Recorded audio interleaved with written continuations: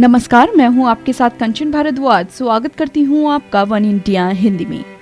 गोवा के मुख्यमंत्री और देश के पूर्व रक्षा मंत्री मनोहर पर्रिकर का रविवार देर शाम निधन हो गया।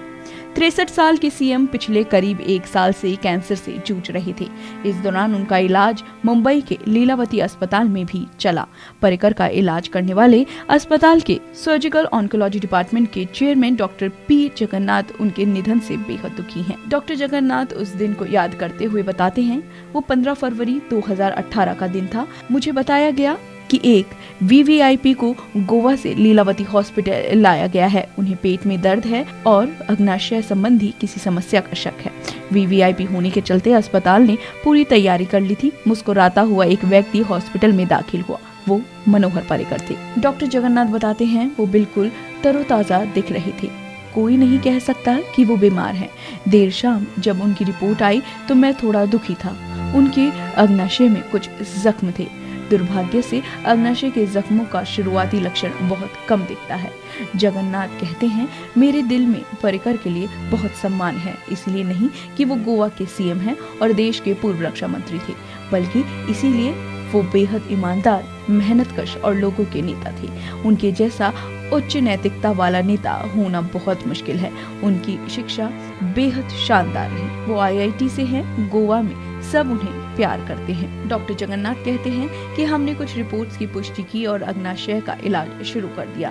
उन पर इलाज का अच्छा असर भी दिख रहा था। डॉक्टर जगन्नाथ आगे कहते हैं, जब वो अस्पताल में भर्ती थे तो पीएम मोदी उन्हें देखने आए। प्रधानमंत्री बेहद परेशान थे कि उनके अहम सहयोगी को ये बीमारी हुई। पर्रिकर ने मुस्कुराते हुए पीएम से कहा कि वो सिर्फ गोवा के लोगों की सेवा करना चाहते हैं। प्रधानमंत्री ने हमसे कहा कि इस बीमारी के इलाज के लिए दुनिया में जो भी सबसे अच्छा हो वो पर्रिकर के लिए किया जाए। इंटरनेशनल हेपाटो पेनक्रियाटो बाइलरी एसोसिएशन के अध्यक्ष होने के नाते न्यूयॉर्क स्थित मेमोरियल स्लोआन केट्रिकम के मेरे कुछ साथी डॉक्टर उनका इलाज करने के लिए तैयार हो गए। इसके बाद पर्रिकर को न्यूयॉर्क ले जाया गया।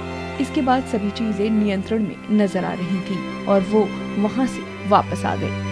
डॉक्टर जगन्नाथ ने बताया, इस दौरान वो कभी भी राज्य के कामकाज से दूर नहीं रहे। वो हॉस्पिटल में अपने स्टाफ के साथ रोजाना के ऑफिस के काम कर रहे थे। जब मैं उनसे मिलने न्यूयॉर्क गया तो मैंने देखा कि वो वहाँ भी काम कर रहे हैं और अपने स्टाफ से कुछ जानकारियाँ जुटाने के लिए कह रहे हैं। वो जब भी बाहर होते हैं वो हमेशा गोवा वापस जाने के इंतजार में होते हैं। वो गोवन फिश करी को बहुत याद करते थे। वो काफी चौंकाने वाला है कि इस मेडिकल स्टेट्स में भी उन्होंने कभी भी कोई नाराजगी या किसी भी तरह के दर्द का इजहार नहीं किया। कई मरीज कहते हैं, मैं ही क्यों, ईश्वर मेरे लिए इतना निर्दयी क्यों हुआ। वहीं दूसरी तरफ पर्रिकर ने इस निराशा को नजरअंदाज किया और कहा कि मैं कभी हार नहीं मानूंगा।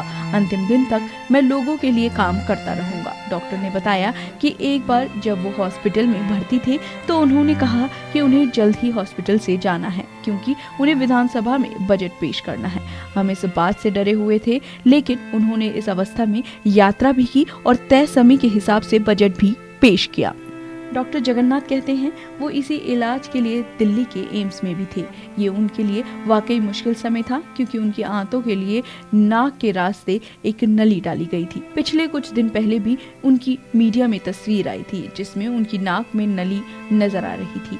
मैं अपने जीवन में कभी भी इतने सकारात्मक और आंतरिक तौर पर मजबूत व्यक्ति से कभी नहीं मिला।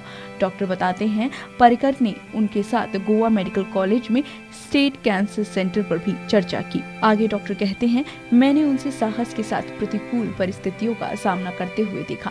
मैंने उन्हें साहस से कुछ अनचाहे परिणामों का सामना करते देखा। मैंने उन्हें बेहद साहस के साथ मुस्कुराते हुए देखा। डॉक्टर कहते हैं, मैं उन्हें हमेशा ऐसे व्यक्ति के तौर पर याद करूंगा जो परिणाम जानने के बावजूद अंत तक सबसे मुश्किल लड़ाई लड़ता रहा। फिलहाल इस वीडियो में इतना ही, लेकिन आप हमारे साथ बने रहिए और हमारे चैनल को सब्सक्राइब करना बिल्कुल मत भूलिए।